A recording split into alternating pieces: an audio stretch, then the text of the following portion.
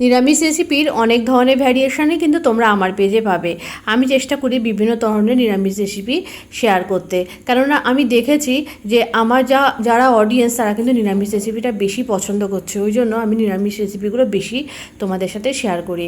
আজকে তোমাদের সাথে একটা ভীষণ ইউনিক রেসিপি শেয়ার করব। এটা একটা অত্যন্ত ট্র্যাডিশনাল রেসিপি এবং আগের বছর এই রেসিপিটা আমি বানিয়েছিলাম, খুব ভালো সাড়া পেয়েছিলাম। সেই রেসিপিটাই তোমাদের সাথে শেয়ার করব। আগের বছর বানিয়েছিলাম এর সাথে ঝিঙের জল বড়া আর লাউয়ের জল বড়া। আজকে তোমাদের সাথে লাউয়ের জল বড়াটাই শেয়ার করব, ঝিঙের জল বড়াটা আর একদিন শেয়ার করব। তোমরা অনেকেই হয়তো জানো, আবার হয়তো অনেকে জানো না।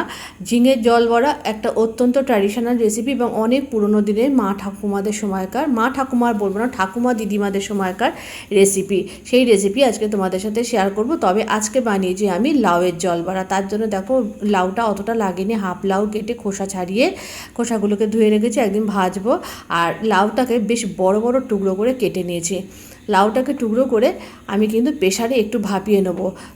লাউ কিন্তু এখানে খুব মিহি মিহি কুচি করবে না, মিহি কুচি করলে না একেবারে ঘেঁটে হবে। এমনিতেই এই রান্নাটা একটুখানি বসে মতো যায়, তো সেই জন্য আমি এই লাউয়ের টুকরোগুলো বেশ বড় বড় করে কেটেছি এবং কেটে প্রেসারে কিন্তু আমি সিটি মারিনি, জাস্ট একটু সিসি করেছে, সঙ্গে সঙ্গে প্রেসারের প্রেসারটা গ্যাসটা বন্ধ করে দিয়েছি। অল্প একটু জল দিয়ে প্রেসারের মধ্যে দিয়ে লাউটাকে জাস্ট বলতে পারো একটুখানি আমি ভাপিয়ে নিয়েছি, ব্যাস। আর এরপরে এর মধ্যে দেওয়ার জন্য আমাকে একটা মশলা বানাতে হবে। তার জন্য আমি এখানে টমেটো আর লঙ্কাটাকে একটু জলে ভিজিয়ে রাখলাম। আর এদিকে গ্যাসের ওপর আমি একটু ফ্রাই প্যান বসিয়ে দিয়েছি। ফ্রাই প্যানের মধ্যে আমি দিয়ে দিয়েছি 1.5 চামচ মতো সাদা তিল। তোমরা চাইলে এখানে এটা অ্যাকচুয়ালি আমি সাদা তিল দিয়ে আগের বছর করেছিলাম, তোমরা চাইলে সর্ষে পোস্তও দিতে পারো। আমি সাদা তিল দিয়েই করেছি। সাদা তিলটাকে একটু ভেজে নিয়েছি যেন কোনো কাঁচা গন্ধ না থাকে তিলে, কেননা এই রান্নাটা কিন্তু কষিয়ে রান্নার কোনো ব্যাপার নেই। রান্নাটা সাধারণত একটুখানি কাঁচা অবস্থা দিয়ে দিতে হবে, সেরকমই, কারণ রান্না কিন্তু কষায় না এই রান্নাটা। এরপরে তিলটাকে দিয়ে এর মধ্যে টমেটো লঙ্কা দিয়ে অল্প জল দিয়ে ভালো করে একদম মিহি পেস্ট করে নিয়েছি। আর এদিকে কিছুটা পরিমাণ মটর ডাল আমি প্রায় 1 ঘন্টা মতো ভালো করে ধুয়ে জলে ভিজিয়ে রেখেছি। এই ডালটা পুরোটাই আমি দিয়ে অল্প লঙ্কা দিয়ে লবণ দিয়ে আর একটু নুন আর হলুদ মিষ্টি দিয়ে আমি এটাকে ভালো করে পেস্ট করব। এই ডাল বাটাটা আমার পুরো লাগবে না, আমি আর একটা অন্য রেসিপি বানিয়েছি তাতে খানিকটা দিয়েছি আর এই জল বড়ার জন্য খানিকটা রেখে দিয়েছি।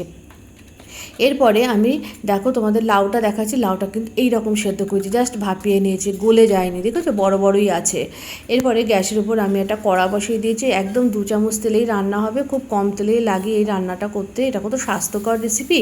আর তারপরে এর মধ্যে দিয়ে দিয়েছি একটু কালো জিরে ফোড়ন। দেওয়ার পর ওই তিলের পেস্টটা দিয়ে দিয়েছি। আর দেওয়ার পর কিন্তু কোনো কষাবো না, সাথে সাথেই লাউ সেদ্ধটা দিয়ে দিয়েছি জল সমেত।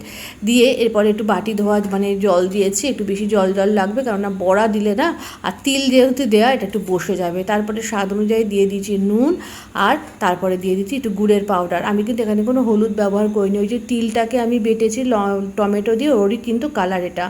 আর তারপরে দেখো যখন ফুটতে শুরু করেছে তখন বড়াগুলো আস্তে আস্তে এরকমভাবে দিয়ে দিয়েছি। দিয়ে গ্যাসের ফ্লেমটা একটু আস্তে করে ঢাকনা চাপা দিয়ে বড়াগুলোকে একটু সেদ্ধ করে নিতে হবে। আর এই বড়াগুলোটা না বেশি আমি দেখেছি, এটা আগের বছরের এক্সপিরিয়েন্স থেকে বলছি, আগের বছর না বড়াটা দিয়ে অনেকক্ষণ জলের মধ্যে ফুটিয়েছিলাম, বড়াগুলো না খুব শক্ত হয়ে যায়। ভাজা বড়া একরকম, আর এই জলের মধ্যে দিয়ে আমি দেখেছি বড়াগুলো ভীষণ স্টিকি হয়ে যায়। ওই জন্য কিছুক্ষণ পর আমি বড়াগুলো তুলে নিয়েছি। তারপর আরেকটু তরকারিটা ফোটানোর পর আমি একটা পাত্রের মধ্যে সার্ভ করে দিয়েছি। সার্ভ করার পর উপর থেকে আমি বড়াটা ছড়িয়ে দিয়েছি। আজকে রেসিপিটা কেমন লাগলো, এই স্বাস্থ্যকর সুন্দর রেসিপিটা অবশ্যই কমেন্ট করে জানিও। এরকম নিত্য নতুন রান্নার আপডেট পেতে অবশ্যই অন্তরার পেজের সাথে যুক্ত থেকো। আর তোমাদের মনে আছে তো, আমার কিন্তু ইউটিউব পেজের নাম বেস্ট টেস্ট উইথ অন্তরা, অবশ্যই সাবস্ক্রাইব করে আমার পাশে থেকো। আর আমার ইনস্টাগ্রাম পেজের নাম অন্তরাস কুকিং জার্নি। আজকের রেসিপিটা যদি ভালো লেগে থাকে অবশ্যই তোমরা লাইক করো, আর তোমরা অবশ্যই কিন্তু বাড়িতে ট্রাই করো। গরমের দিনে এর থেকে বড় ভালো খাবার আর কিছু হতে পারে না। আজকের রেসিপিটা তাহলে এই পর্যন্ত, আবার দেখা হবে পরবর্তী ভিডিওতে।